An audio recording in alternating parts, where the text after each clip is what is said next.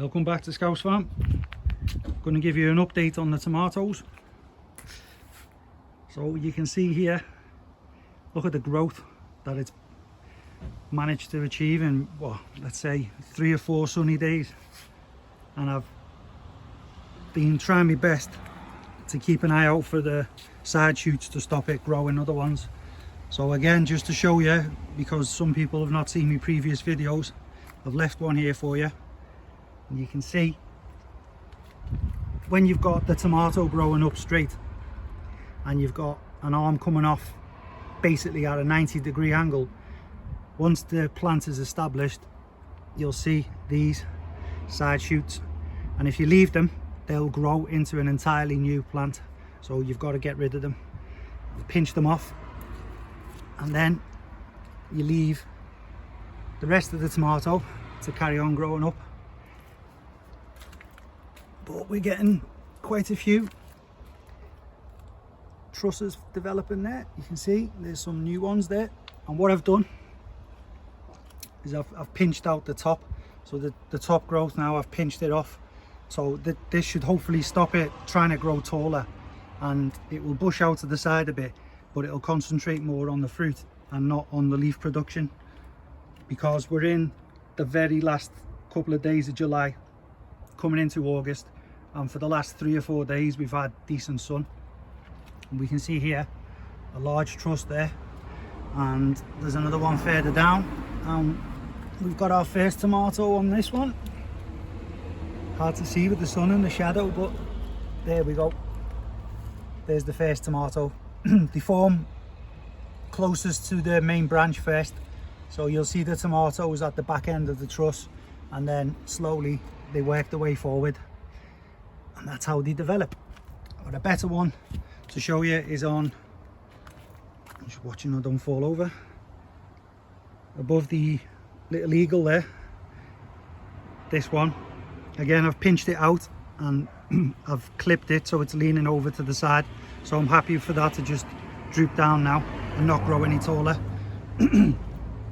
But here you can see larger tomatoes, so they're growing at the back closest to the main stem, and then when they get out to the front they take a bit longer to form. And if you want to just, let's say, have maybe, what have we got there, 1 2 3 4 5 6 or 7, what you can do is you can pinch off that, so pinch that, and it'll stop making new tomatoes there, and they will become larger and more pronounced, so they'll grow quicker and they'll become larger and they'll ripen quicker.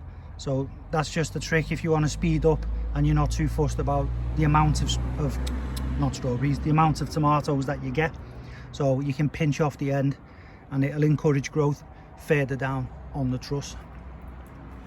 But I'm delighted anyway with the growth of them. Now we've got some sun, and where the strawberries are situated, I've cut them all out because I was losing way too many to slugs in this bit.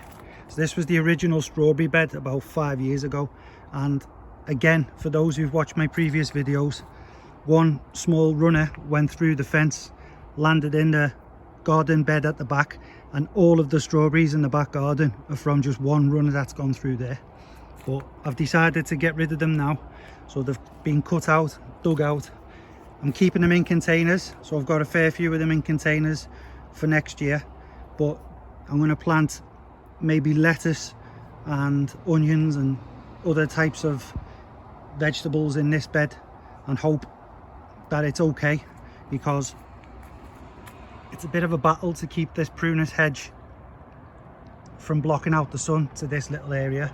But the strawberries did okay here, and I've got this cherry tree here, or cherry bush, which I'm having to prune all the time just to keep it growing a bit taller than what they said it would. I don't know if it just likes the spot I've put it in, but it's only supposed to get about 6 foot tall, but I suppose it's getting that wide as well, and it's bushing out in the center, so I'm having to cut off quite a bit of growth to keep the light getting through, because you don't want it all bunched up. It's bad for airflow and it's bad for the fruit. So that's the little side garden there, and what I do want to show you is a new addition to the garden. you've all seen the compost heap that I use, and I said I've been looking for another one. Well, luckily for me, a lady on Gumtree was giving one away for free, and I happily went round, stuffed it in the back of my car, and now we've got a big brother to this one. But this is a smaller Eco Max, and this one is the size up, and I'm delighted.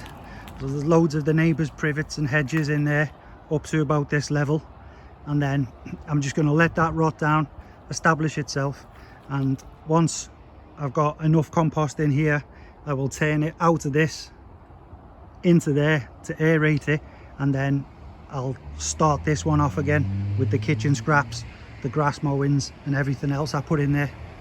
At the moment, a couple of days ago, I was lucky enough to go back to the pony place and get some pony poop. Oh, it still smells a bit funky, but with the lid on it's okay. And you can see there's some tomato leaves on top, some insides of toilet roll, cardboard, and a few other kitchen scraps, some leek and mushrooms and things like that. Back on the lid. Nice hot day. So for anyone with a garden who's in a city, get yourselves on Gumtree or any other sharing site. There are gems getting given away for free that people just want to get rid of. So it's out there, costs nothing, and it saves you a lot of money and a lot of effort. The yellow lilies are dying off now, but when one dies,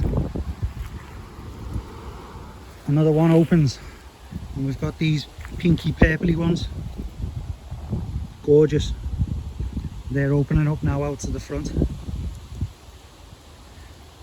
And for those who've been watching the videos again a while, you'll see that I've decided to put the lavender that was in a pot in the back garden in this little spot here in the front garden. So we'll see how he takes there over the next few years. It's going to bush out nicely and the bees go crazy for it, so I'm delighted with that.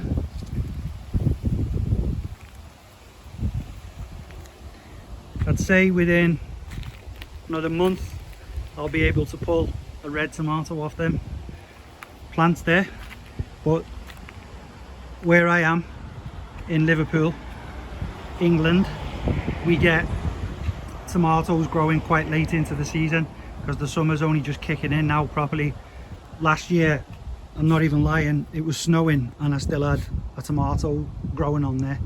So this spot, I know from previous experience, will grow into October, November, which is great news for a nice late harvest. So thank you very much for watching. Please like the video if you liked it. Channel's starting to grow a little bit now, so I'm very happy for anyone who subscribes, and liking the video definitely helps put the video out to a wider audience. So thank you very much for anyone who does like the video. Scouse Farm. See you all again soon.